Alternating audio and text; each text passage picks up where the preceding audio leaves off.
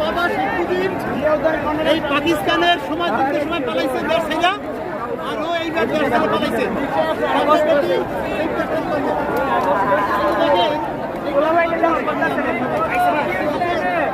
মাছ